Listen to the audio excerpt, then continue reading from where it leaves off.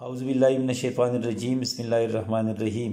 سامعین و ناظرین السلام علیکم ورحمۃ اللہ وبرکاتہ۔ اردو گرامر کے ساتھ آپ کی خدمت میں حاضر ہوں۔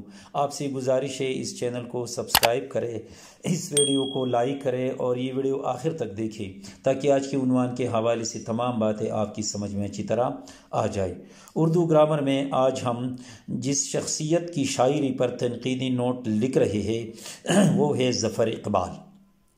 تو یوں آپ تنقیدی نوٹ لکھ سکتے ہیں کہ ظفر اقبال اردو کے جدید غزل گو شعراء میں ظفر اقبال کا نام سر فہرست ہے، جن کی شاعری کا سفر تقریباً نصف صدی پر محیط ہے۔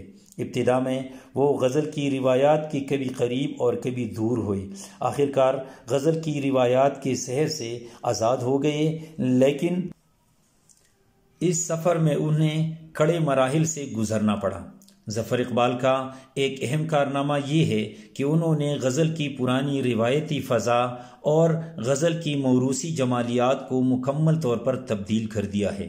اس لیے ڈاکٹر تبسم کاشمیری نے بجا طور پر انہیں 20ویں صدی کا ادبی مرتد اور روایتی غزل کی غلامی سے آزاد ہونے والا پہلا شاعر کہا ہے، کیونکہ انہوں نے غزل کو ایک نئی جہت سے آشنا کیا۔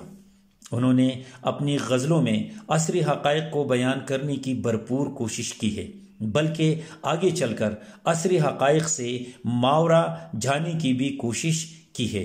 ان کا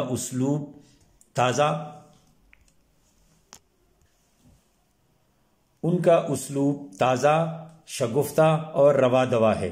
انہوں نے زبان کے نت نئے تجربے بھی کیے ہیں، لیکن اس حوالے سے وہ خاص کامیاب نظر نہیں آتے۔ مجموعی طور پر یہ کہا جا سکتا ہے کہ جدید غزل میں ان کا اہم کردار ہے، کیونکہ انہوں نے جدید اردو غزل کو نئے رموز و اشارات، موضوعات اور علامتوں سے روشناس کرایا۔ تو امید ہے کہ آج آپ اس حوالے سے اچھی طرح سمجھ گئے ہوں گے کہ ظفر اقبال کی شاعری پر ہم تنقیدی نوٹ کس طرح لکھیں۔ آئندہ کسی نئے عنوان تک اجازت دیجیے۔ اللہ حافظ۔